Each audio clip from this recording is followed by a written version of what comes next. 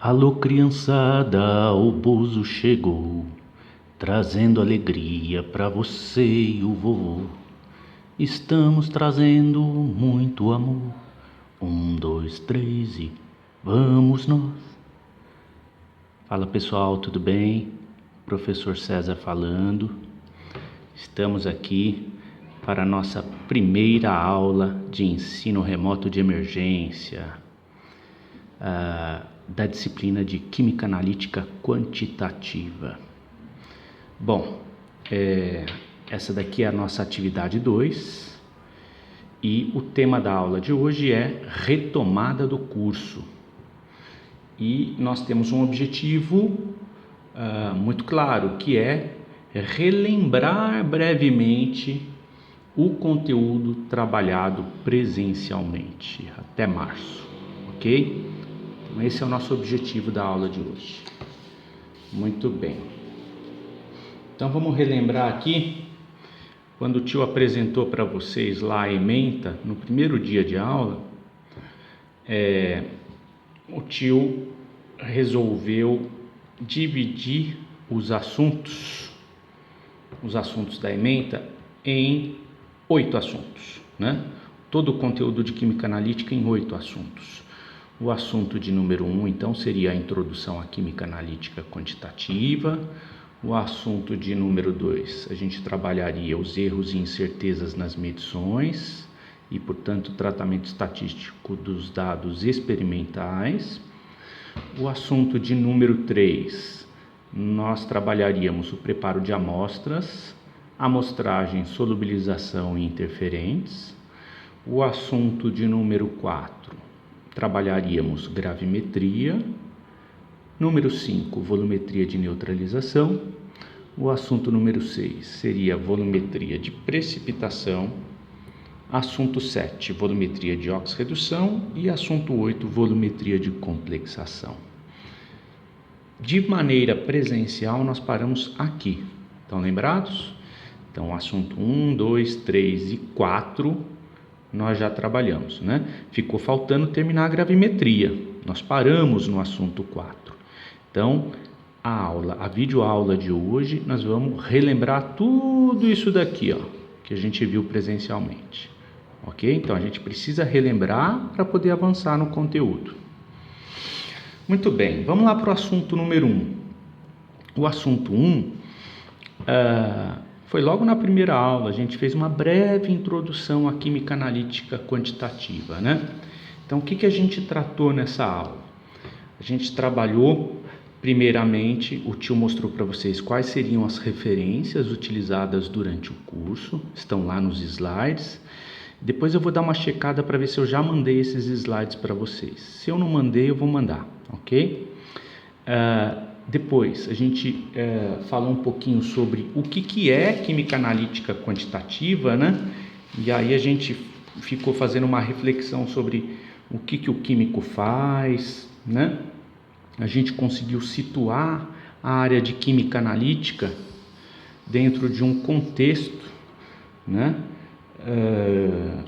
Onde a gente percebeu ela dividida em 2 partes, uma química analítica clássica, uma química analítica instrumental, e dentro dessa química analítica clássica você tem a qualitativa e a quantitativa, né? Então o tio mostrou, né, fez um mapinha para vocês a respeito da química analítica, mas especialmente da química analítica quantitativa. Podem dar uma olhada lá nas notas de aula, que foi isso que a gente fez no item 2.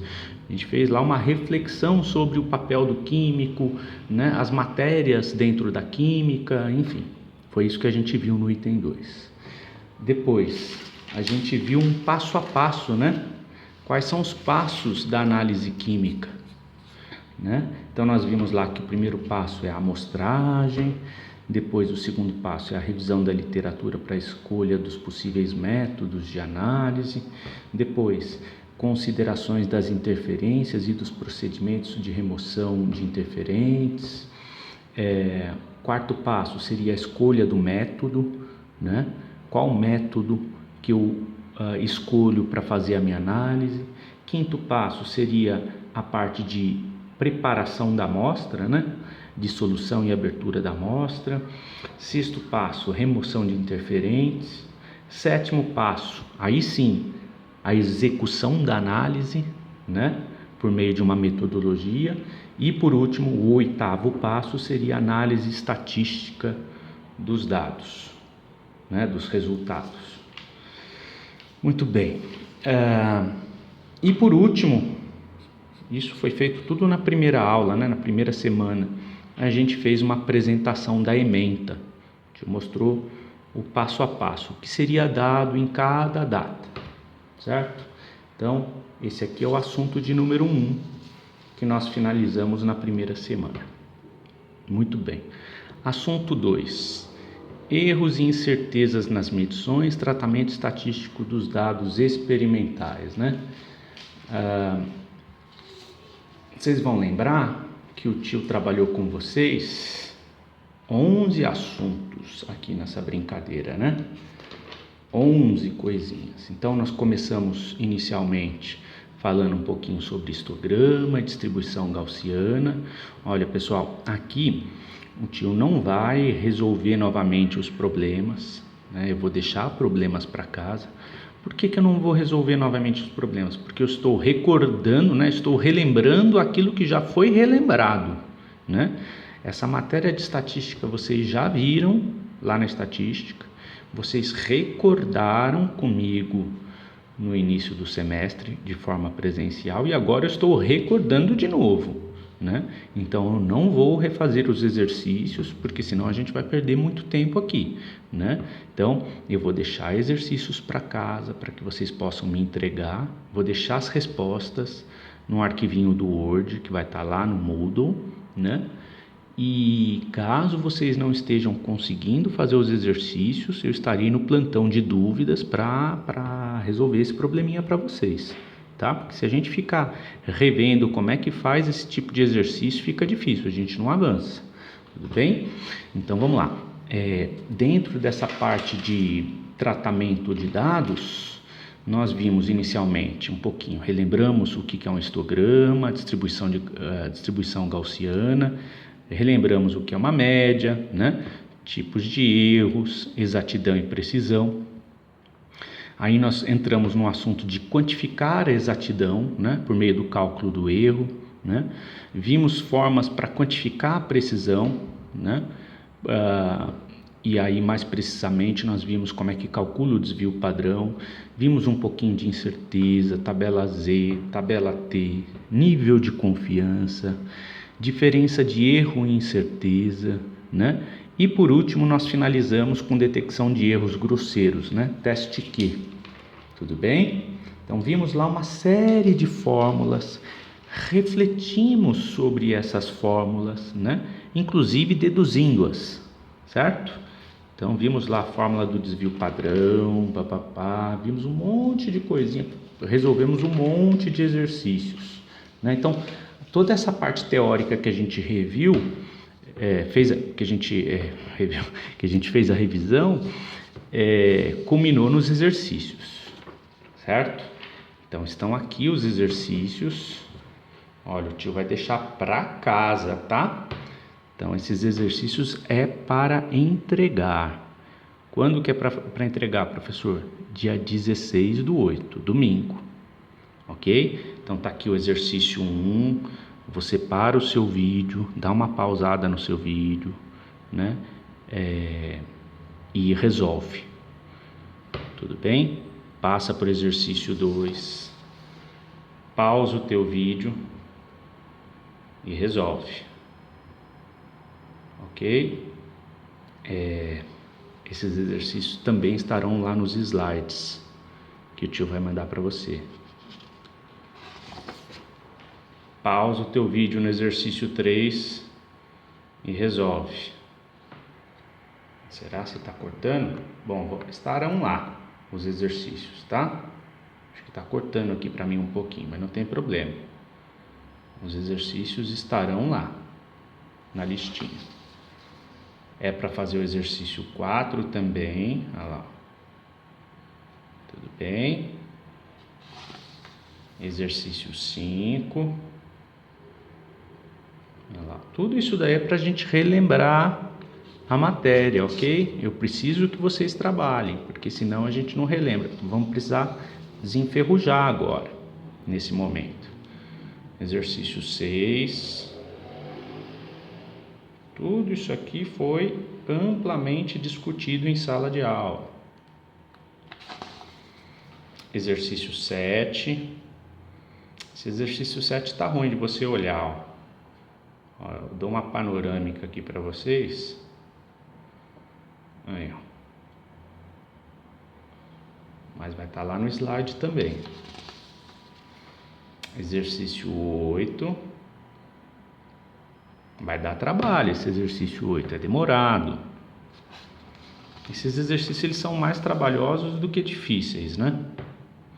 Aí, ó, exercício 9. Aqui, o exercício, então até o exercício 8 trabalha com desvio padrão, né, média, nível de confiança, desvio padrão percentual, enfim. Do exercício 9 em diante, a gente está trabalhando com o teste Q, certo? Então tá aí o exercício 9, tá aí o exercício 10, tá aí o exercício 11, tá aí o exercício 12, ok? Pronto. Finalizamos aí, relembramos muito rapidamente o assunto de número 2. Ok. Depois nós fomos lá para o assunto de número 3. Preparo de amostras, amostragem, solubilização e interferentes. O que a gente viu no assunto de número 3, né? Nós relembramos brevemente os passos principais para análise química de amostras desconhecidas, né? Que a gente já tinha falado inicialmente, no início do curso. Depois, falamos um pouquinho sobre amostragem, né? Que a amostragem não pode ser feita de qualquer maneira, né? Tem toda uma metodologia para você, tudo depende do tipo de amostra que você tem. Se a amostra é homogênea, você não tem tantos problemas na amostragem, mas se a amostra é muito heterogênea, você tem que ter uma metodologia para fazer a amostragem, né?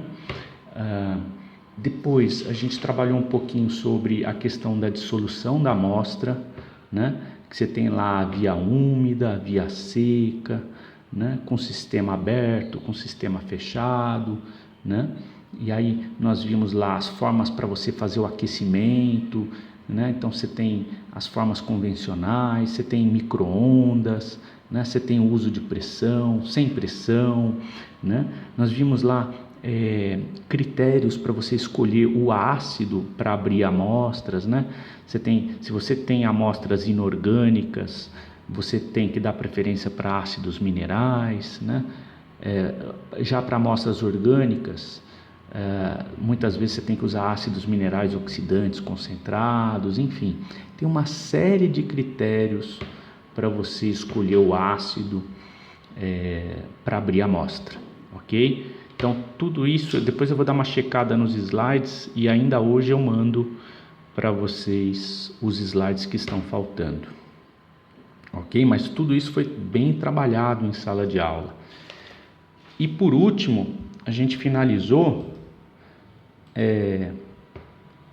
deixa o tio dar uma olhada aqui, a gente finalizou a brincadeira toda com, nossa, não estou achando aqui, 2, vamos lá, quantitativa 3, preparo de amostras, a gente finalizou, opa, tá difícil aqui.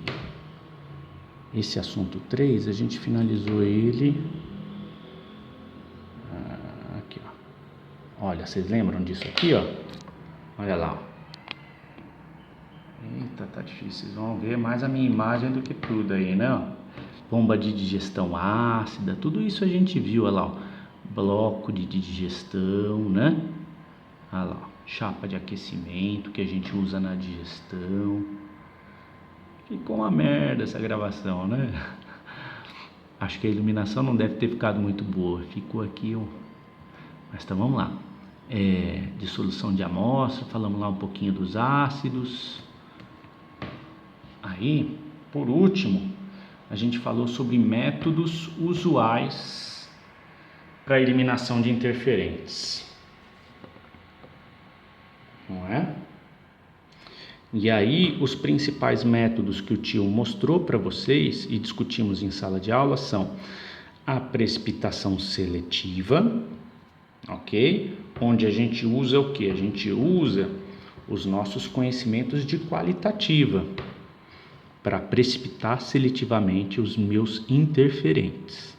Nós vimos também um outro método para eliminar interferentes, que é por meio do mascaramento, né? O tio falou brevemente do método de mascaramento e comentou com vocês que ficaria mais claro essa questão do mascaramento quando a gente entrasse em volumetria de complexação, que o tio ia retomar isso com vocês. Vimos lá que tem o método da oxidação seletiva e redução seletiva. Extração por solvente é outro método para eliminar interferentes.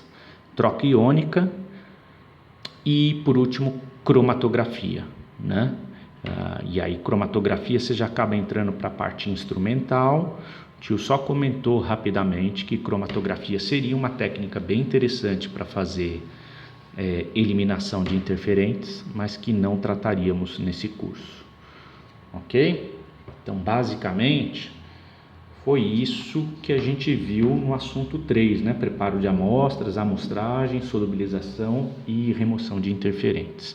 Lembrando que já aqui no assunto 3 nós já fomos para o laboratório, né?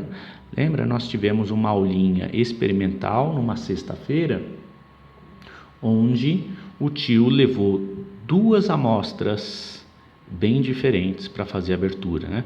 Uma amostra inorgânica e outra amostra orgânica, ok? Então nós abrimos uma amostra metálica e abrimos uma amostra de leite, ok? Estamos relembrando então o nosso cursinho. Muito bem, terminando a questão do assunto 3, vamos para o assunto 4. Paramos aqui, gravimetria. E o que nós já vimos de gravimetria? Vamos lá. Então, o tio prometeu trabalhar 10 assuntinhos com vocês em gravimetria. O primeiro seria principais métodos de análise gravimétrica. Fizemos uma breve definição de gravimetria. Fizemos uma definição de gravimetria por precipitação. Vimos as etapas da gravimetria por precipitação. Condições para o uso da técnica, características desejáveis do agente precipitante e do precipitado formado, vantagens e desvantagens, agentes precipitantes, gravimetria por volatilização e exercícios. Essa era a promessa, né, de trabalhar a gravimetria. Trabalharemos todos esses itens. Acontece que nós paramos por aqui no curso. Mais ou menos por aqui, condições para o uso da técnica, isso tudo aqui nós já falamos, as etapas da gravimetria por precipitação, nós já vimos, né? Inclusive, antes de falar dos cuidados em cada uma dessas etapas, nós fizemos toda uma reflexão sobre teoria de formação de precipitados, né? Para entender o porquê que eu tenho que fazer o processo da digestão, porquê que eu tenho que lavar o meu precipitado, porquê todos aqueles cuidados que a gente deve ter em cada uma das etapas da gravimetria, né? Tem toda uma teoria por detrás, essa teoria já foi vista, né? Teoria de formação de precipitados. Então nós paramos por aqui, no item 4, no item 5. E estávamos resolvendo os exercícios clássicos, que o tio classifica como clássico, né? Então, o tio costuma separar os exercícios de gravimetria em 5 ou 6 categorias. Nós vimos a primeira categoria de exercícios, que são os exercícios clássicos. Professor, o que são exercícios clássicos, que o senhor chama de exercício clássico, né? Exercício clássico para mim é aquele onde eu tenho, né, um analito X, né? E aí eu coloco agente precipitante em excesso, jogo esse analito X para o fundo, aí eu filtro essa solução, não é isso? O precipitado fica no filtro e aí eu peso. Eu peso esse precipitado numa balança. Peso. Certo? E aí, por estequiometria, eu consigo, né, saber qual que é o teor de X na minha solução. Esses são os exercícios clássicos de gravimetria. Existem muitos outros tipos que a gente vai ver nas próximas semanas, certo? Muito bem. Então, nós paramos por aqui, mais ou menos por aqui. Muito bem. Então, estão aqui os exercícios clássicos, ok? Ó, esse aqui a gente resolveu em sala de aula. Olha lá. Então, esse aqui vai ficar para casa também, ó. Podem resolver. Exercício 1, para o vídeo e resolve. Exercício 2, para o vídeo e resolve. Exercício 3, esse aqui já está com resposta, mas eu vou colocar a resposta dos outros também, no arquivinho do Word. Exercício 4, você dá uma paradinha no vídeo e resolve. Tudo isso aqui é para entregar, gente, até o dia 16. A gente precisa desenferrujar o cérebro. Então, vocês precisam exercitar. Exercício 5. Aqui, ó. Esse exercício 5, o tio circulou para a gente resolver aqui de novo, porque aqui já é matéria nova, né? Na verdade, não é matéria nova. Eu estou relembrando exercícios clássicos de gravimetria. Esse aqui eu faço questão de resolver. Por quê? Porque eu não estou relembrando aquilo que já foi relembrado, né? Eu estou relembrando pela primeira vez. Então, vamos resolver junto, só para você relembrar como é que faz. Vem com o tio que você passa de ano. Vamos lá. Então, tá lá. Qual é a porcentagem de prata? Qual a porcentagem de prata que deveria estar presente em um minério se uma amostra de 10,4784 gramas desse minério formasse 0,1763 gramas de cloreto de prata? Muito bem. Então, vamos desenhar para tentar entender o que ele está nos dizendo.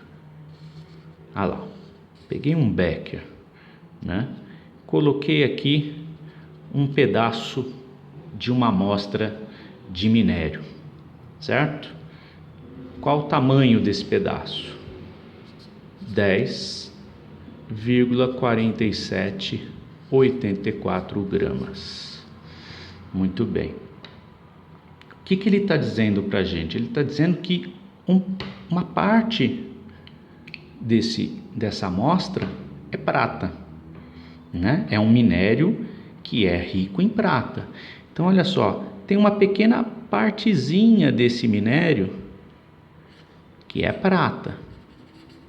Claro que ela não está só numa parte do minério, né? Ela está distribuída no minério, mas de forma didática, vamos fazer assim, né? Ó, então tem uma parte que é prata. Qual que é a pergunta do problema? A pergunta é, qual que é a porcentagem de prata? É isso que ele está querendo que a gente descubra. Ok? Muito bem. Então, o que a gente pode inferir a partir da leitura do problema? Lembra que tem uma série de coisas que a gente precisa inferir. Olha só, ele não disse isso explicitamente, mas o que eu posso inferir? Olha, não dá para eu pegar o minério e fazer análise dele, né, de maneira crua, simplesmente pegar o minério. Lembra que eu preciso abrir a minha amostra, eu preciso solubilizar o meu analito, eu preciso tornar o meu analito disponível para fazer uma reação química para eu poder quantificá-lo, né? Então, subentende-se, e aqui ele não especificou, que foi feito um tratamento ácido com esse minério, usando micro-ondas, ele não especificou nada, usando bomba digestora, não importa aqui, né, qual foi o procedimento para abrir a amostra. O fato é que esse minério, né, ele foi solubilizado e está, né, se a gente pudesse fazer um desenho numa segunda etapa, né, a prata está disponível aqui, na forma de Ag+, ok? Então eu não tenho mais a pedrinha no fundo, né? A pedrinha no fundo. Agora eu tenho o minério solubilizado numa solução. Muito bem, e a prata agora está disponível. Qual que é a ideia, né? A ideia é jogar aqui um agente precipitante, não é? O que vocês aprenderam lá em Quali? Que a prata pode ser precipitada na forma de cloreto, né? Então, se eu jogar aqui, por exemplo, uma solução de NaCl, o cloreto vai reagir com a prata, né? Então, a prata mais vai reagir com o cloreto menos, formando a AgCl, que você aprendeu que é insolúvel. Então, o que vai acontecer, né? Eu vou ter a formação de um precipitado de cloreto de prata aqui. Quando eu olho para a estequiometria da minha reação, um mol disso reage com um mol disso, formando um mol disso. Ok? Tudo bem até aqui? Então, olha lá. AgCl, né, está para G, né? Então, quando eu tenho 143,5 gramas de AgCl formada, né? Professor, de onde você tirou esse número, né? Não podemos esquecer que a prata vale 108 e o Cl 35,5. Somando esses dois valores dá 143,5 gramas. Toda vez que um mol de AgCl é formado, né, forma-se 143,5 gramas de AgCl, certo? Quando eu tenho 143,5 gramas de AgCl, eu tenho dentro dele 108 gramas só de prata, né? Então, para cada 143,5 gramas de precipitado formado, eu tenho 108 gramas de prata, né? Só que ele disse aqui para gente que foi formado 0,1763 gramas de AgCl, né? Então, 0,1763 gramas de AgCl.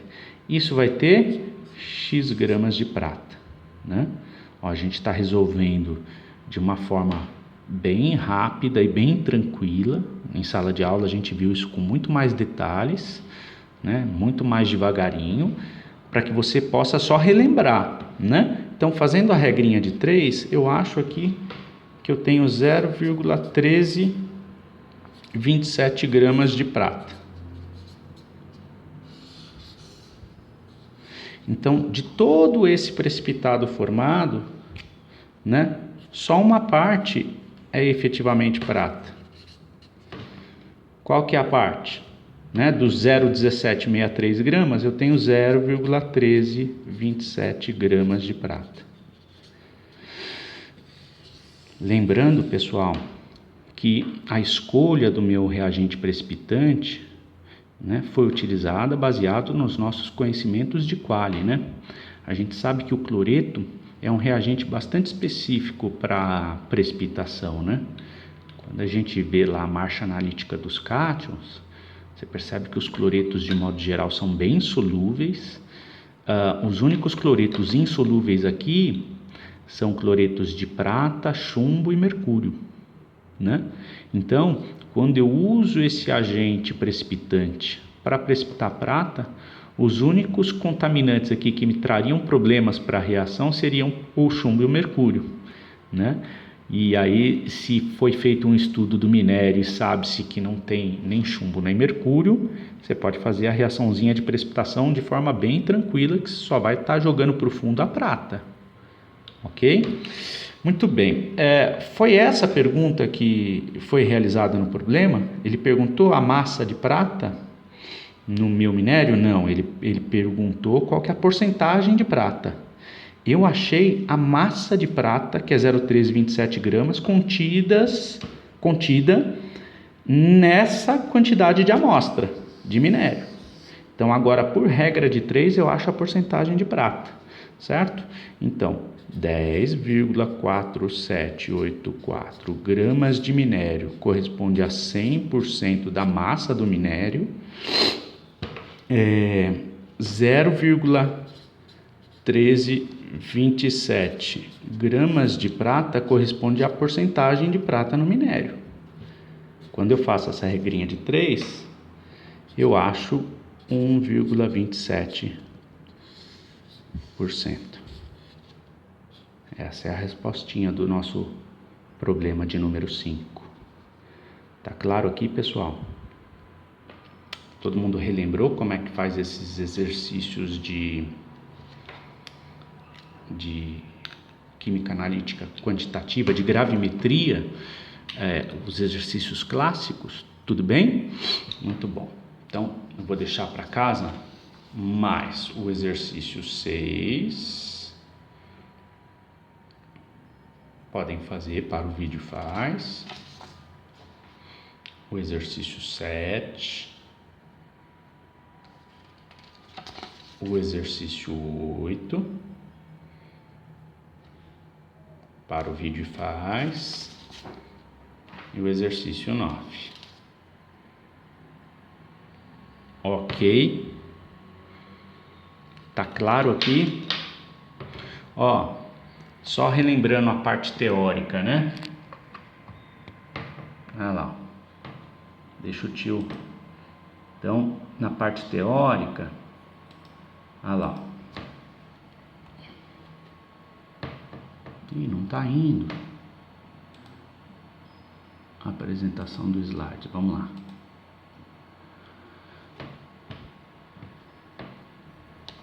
Tá meio lento o computador, mas vamos lá. Então, olha lá. Os principais métodos de análise gravimétrica. Opa! São precipitação, volatilização e